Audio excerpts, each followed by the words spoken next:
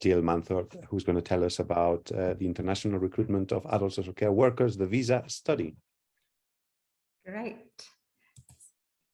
So good afternoon, everyone, and it's a great pleasure to be here. I would say that my colleague Kalpa is detained at Her Majesty's pleasure, but that's probably the wrong thing to say. In fact, she's on jury service and cannot make this afternoon. So much thanks to Kalpa for doing all the work, and I'm really the messenger, so please don't shoot me. I'm going to be talking about something which is really important in a lot of adult social care at the moment, and that is the change to immigration policy that enables employers, only registered employers, to recruit overseas care workers, as they call them. And I'm going to be talking emerging findings from our study and explaining to you what we've found and why we think it's so important. So as you can see, there's a great disclaimer, and clearly there should be acknowledgements here. They come later to all the people who've helped with this study, particularly at the department who've been really keen to get this going, and also, of course, to people working in the sector who've assisted us with it. I'm just going to be mentioning the background to it. If you're an immigration expert, all this is very simple, but if you're not, just bear with me. What we've been doing, what we've been finding, and indeed what we're going to be starting to do, which is to do some evaluation of a new fund. So let's look at the background. Most of you will know there's been some changes to immigration policy, and indeed there will continue to be, but this is a particular one because it altered our health and social care visa, our health and care worker visa. So this has changed. You'll remember a long time ago when we were members of the European Union, quite a lot of people came and worked in social care because there was freedom of movement, freedom of travel for employers, but all that stopped. However, now the gate is open to people from other countries globally to work as a care worker, or what is quaintly called a home carer, under the language of immigration and so on, with a licensed UK employer. Now, this isn't a regulated, registered employer, as we're used to in adult social care with CQC. This is somebody who's got a license under immigration policy terms, and we'll be picking up on what that means, what it costs and what it entails later on. So what's it all about? Really, as you can see, the change to immigration policy is designed to help meet the staffing shortages, which our previous presentation addressed in frontline adult social care. And that's what it's all about. So what does this all mean? So this is a bit of a busy slide. It's really saying if you're an employer, you need a license and a certificate. You need to offer a certain minimum salary as recommended by the Migration Advisory Committee. This salary was quite at the top of the range when recently set, but if you, like me, you've been watching the pay levels in Lidl and Sainsbury's go up, and increasingly in adult social care, you'll realize it wasn't as much as a gulp as first thought of. Quite a lot of employers do this, but large numbers of them use brokerage agencies. These are sometimes legally based, sometimes they're recruitment agencies, and there's a list of those which the department regards as providing good practice. They, of course, have varying models of support and costs. Some of them are very much online. Some of them are pretty hands-on or people-facing in various countries where there's a lot of interest in this subject. So who you get is really the employer's choice. A lot of them, of course, use the agencies that they were using for HR work or for disclosure barring service work and so on.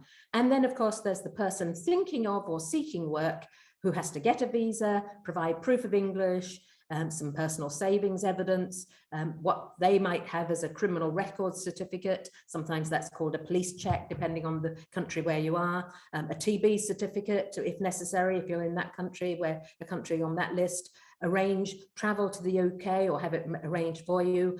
Think about the accommodation when you arrive, and also what are you going to do with your dependents? You might just send remittances home, but you equally might very well be interested in bringing them with you. So that's the main thing. And of course, the department has really concerned that this has got to be good for the people involved, and produced a code of practice for the international recruitment of health and social care personnel, which is updated fairly recently, just under a year ago. So that's what's involved. Does it all work seamlessly and with no problems? Well, let's see. So here's a little quote from the code of practice as well. So numbers, first of all, what does this tell us? Well, Interestingly enough, it tells us that a lot of people, despite all the implications of admin and so on, are quite interested. Here's the applications in terms of numbers. As you can see, the time frame is important to note because it was quite a quick happening. There were 14,000 applications, then 23, of which 22,000 were granted. Now we've got for senior care workers, 15,000 of those, 40,000 made, 34,000 granted. So quite a large number of applications. Of course, the adult social care workforce is enormously greater than that, but it does show, doesn't it, a steady trend. We hope that statistics will provide us with even more detail about in what sectors people are working. We know it's probably largely care homes, but there is also home care, and indeed which parts of the country and what type of employers people are working on. So overall then a speed of visas and a speed of processing during the past year. Let's see. So what we wanted to do was to evaluate the impact of these changes from different perspectives of the system. And to do that, we've taken a qualitative approach, mainly doing semi-structured online interviews at home and abroad, as they might say. So no travel for us, unfortunately, and to take some purposive sampling and also to snowball, particularly around the care workers and ask about their friends and relations and so on.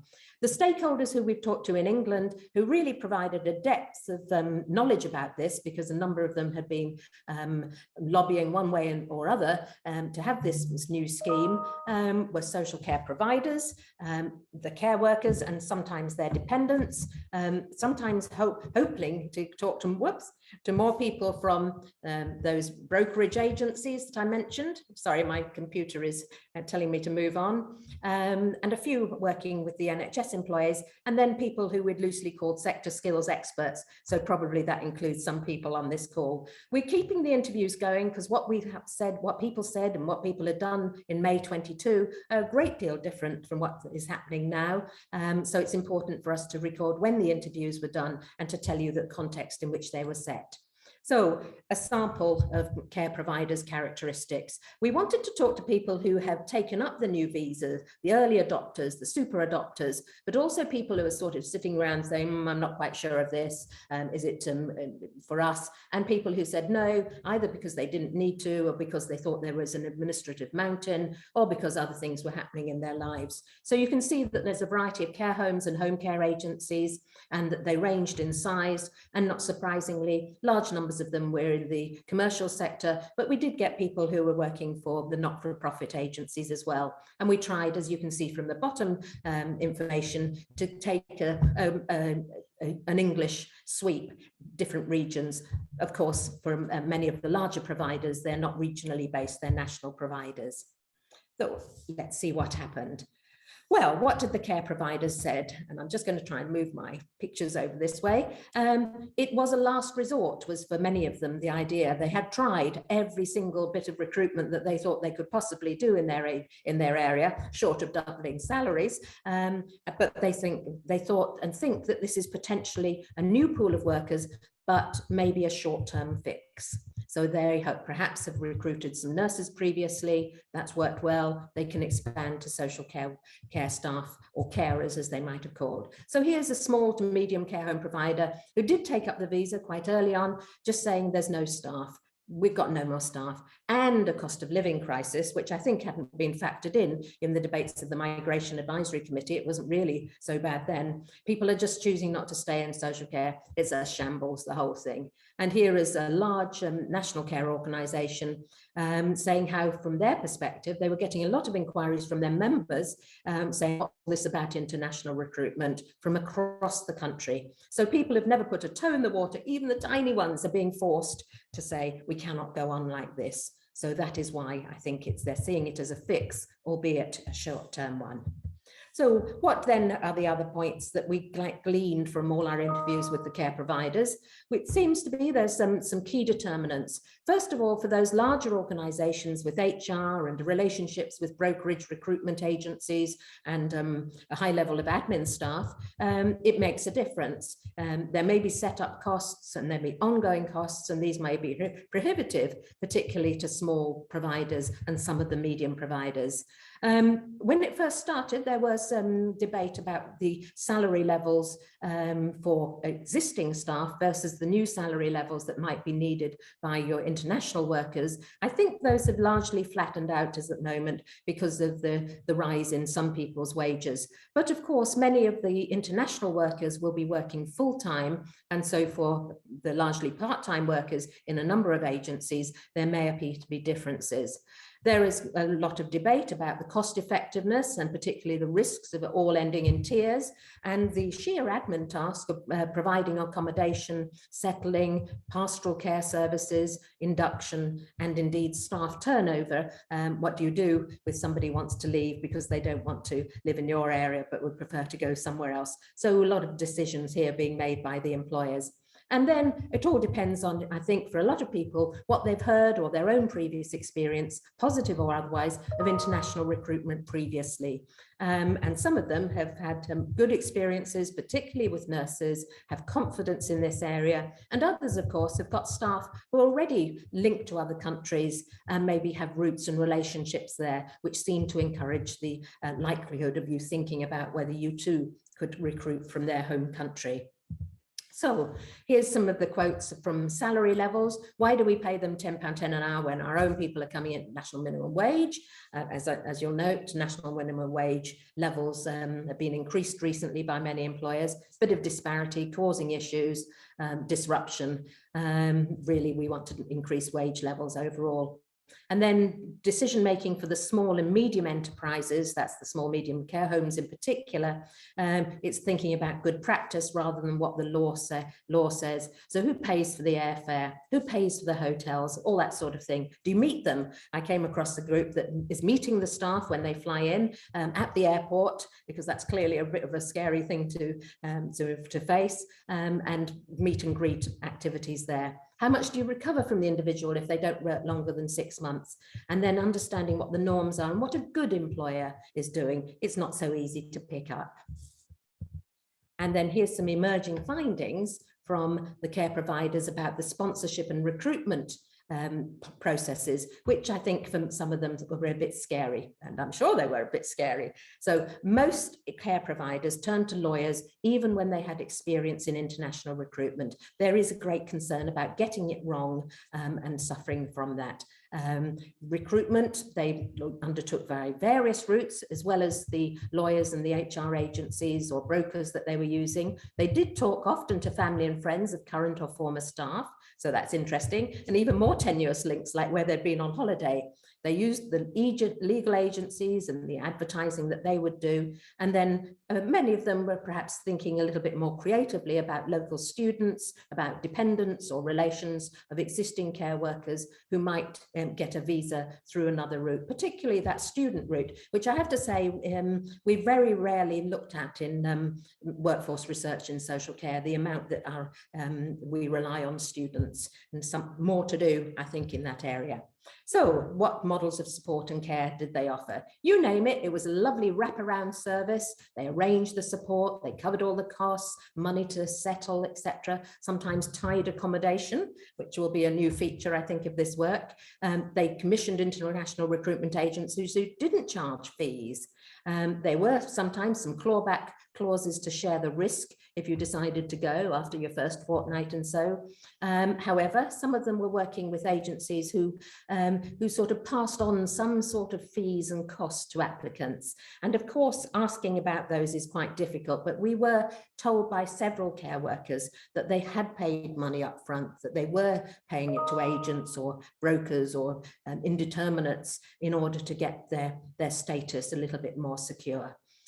We would like to really think that through and help them to share those experiences, because it's quite difficult to work out that anecdotal information.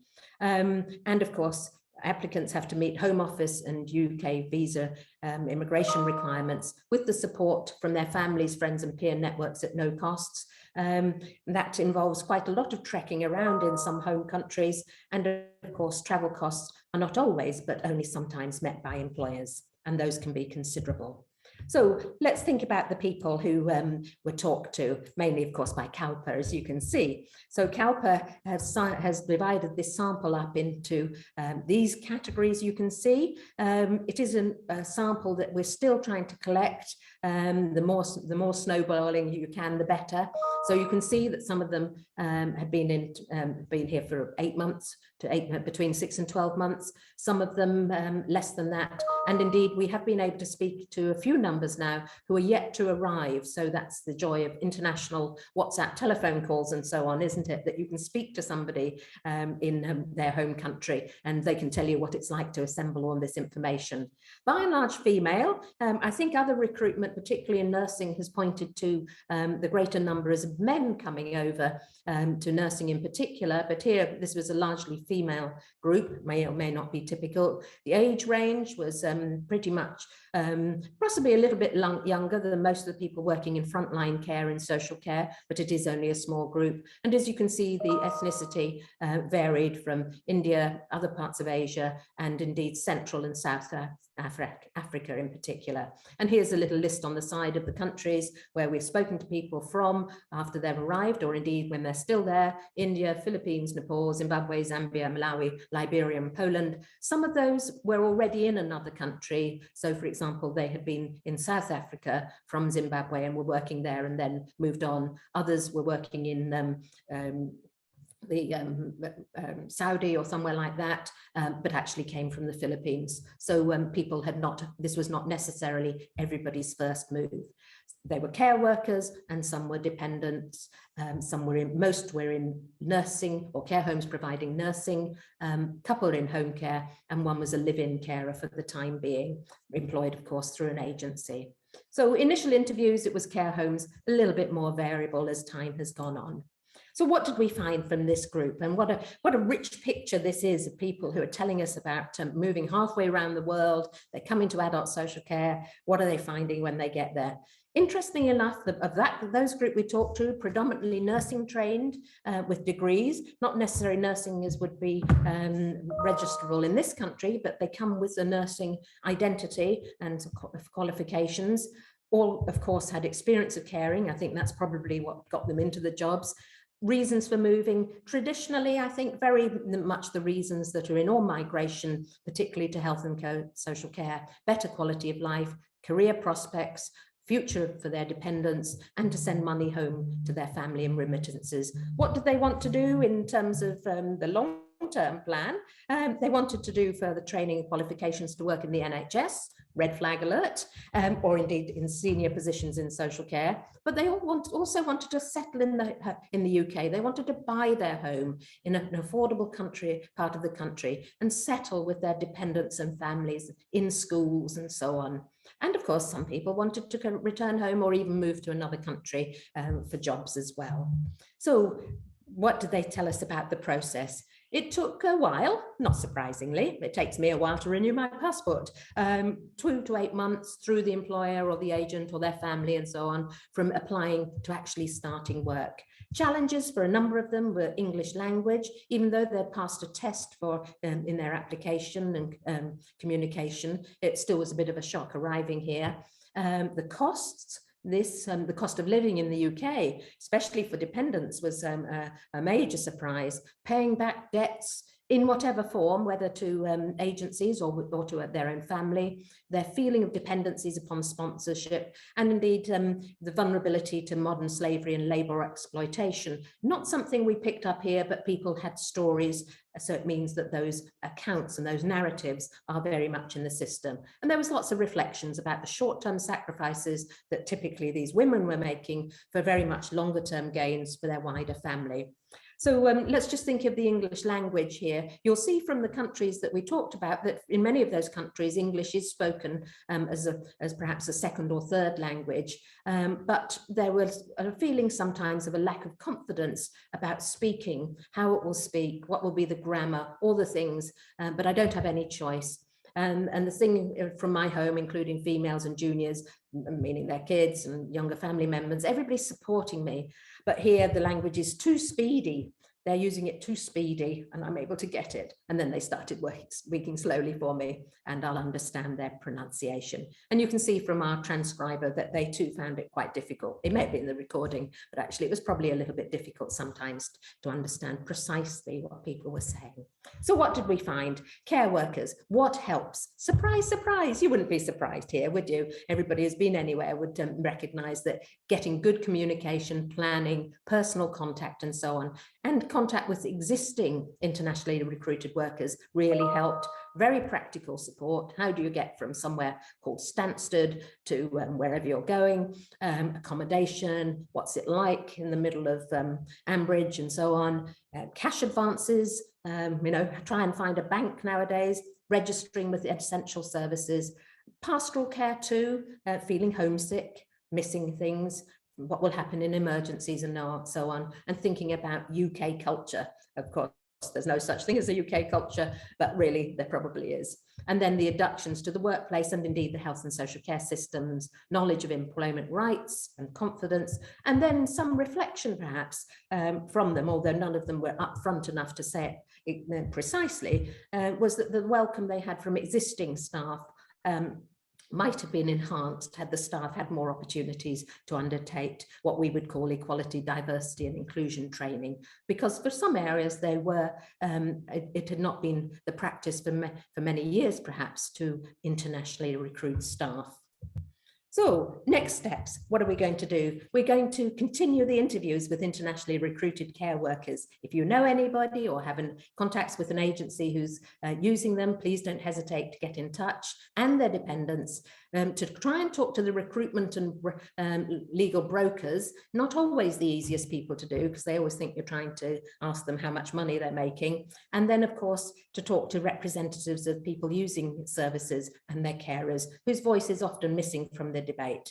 We're talking with the department about the next phase of the study, which will be an evaluation of their international recruitment fund, and that is kicking off at the moment. So we'll definitely be in this space over the coming period. So I'm going to thank everybody very much for listening. I hope you have been, and to say if you've got any questions, we'll present them to Kalpa, but I could probably do a bit of a flying chance at giving you some response. So thanks ever so much for listening, everybody, and thanks to Kalpa for all her sterling efforts in this respect. And indeed, I think it might be appropriate for me to say that Kalpa thinks that her own migration experience here was really a help in talking to the internationally recruited care workers, because they recognized too that she and her family had made this difficult journey.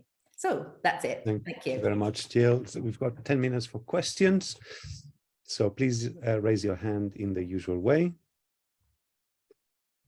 So whilst we wait for the first hands to sort of emerge, I understand that some countries, I think Portugal is one example, they have actually set up training organizations in other Portuguese-speaking countries in order to sort of have a more predictable flow and also, resolve issues with quality of the workforce, etc. Is that something that you think might help?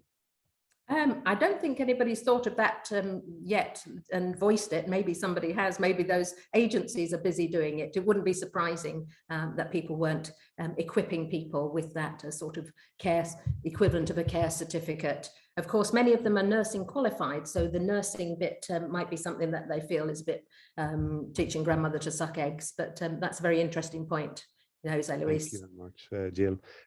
So we've got a par. Hi, I'm Alicia from DHSC. I'm in the international recruitment team. Thank you so much for your presentation. It was really, really interesting.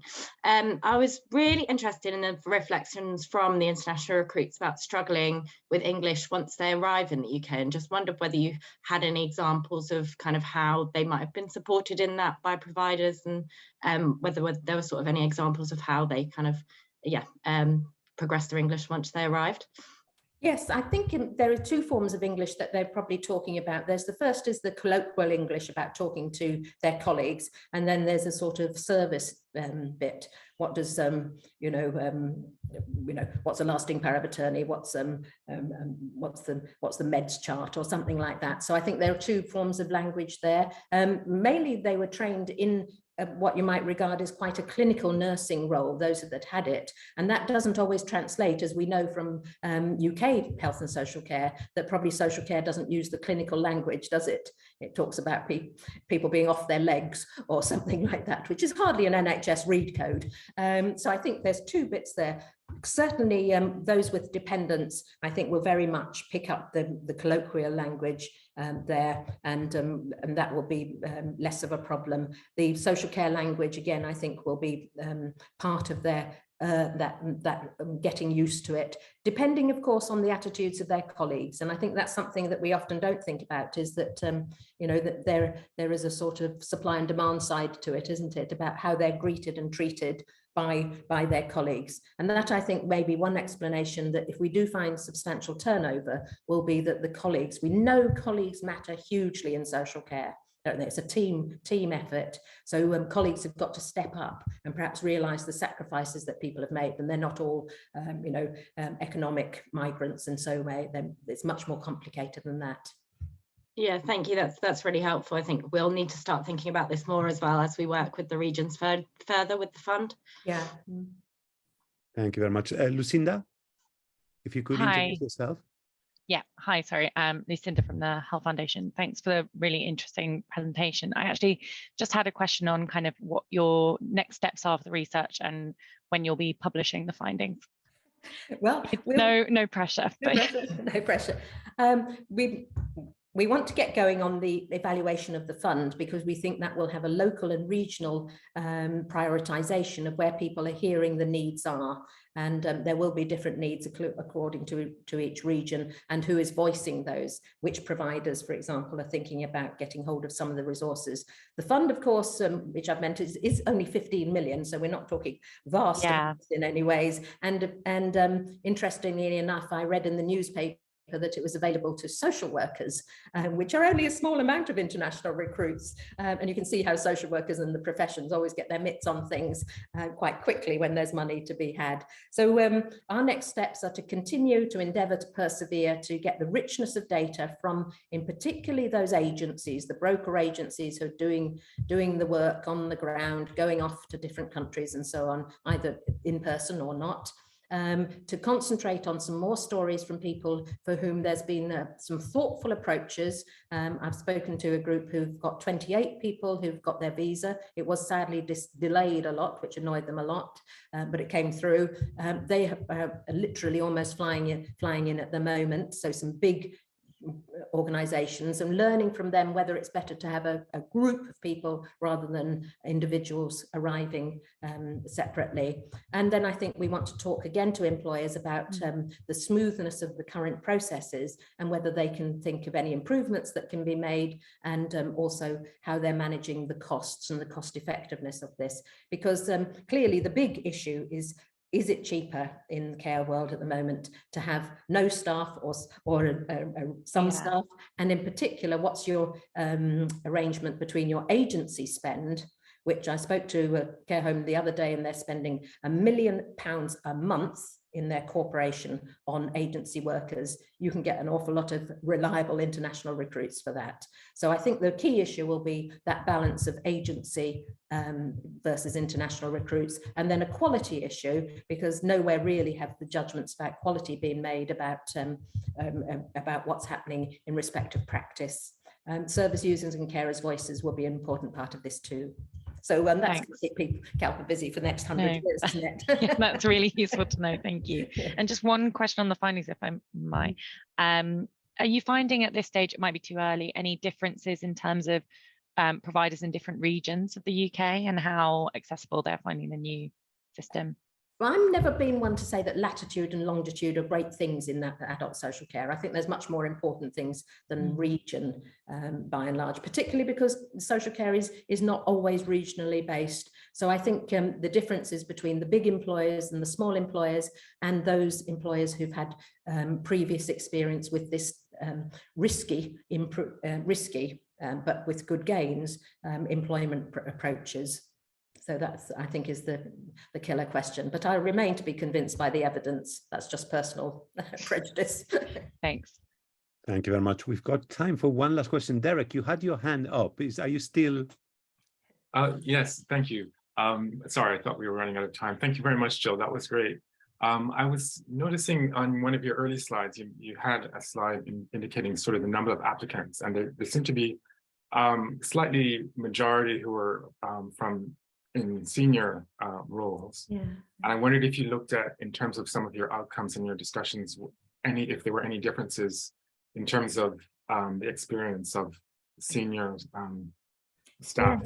Yeah. Yes, I mean, it is a very interesting demarcation, isn't it? This notion between senior care worker and care worker and what that implies. Usually 50p an hour is what the only thing I can think of that really applies. Perhaps some management experience, perhaps some rota management, perhaps you're going to be the one carrying the can if things go wrong. So I think, again, I'd like to think that we could, as a research community, say, what does it mean to be a senior care worker and why would you do it? And indeed really think of it as the pathway that particularly the international recruits are wanting to have. They do talk about career pathways in a way that not all people working in social care do. So I don't think that's an answer to your question. It really just opens up another box, doesn't it, for yet more research needed, which I always think is a great thing to end in on a moment like this, don't you?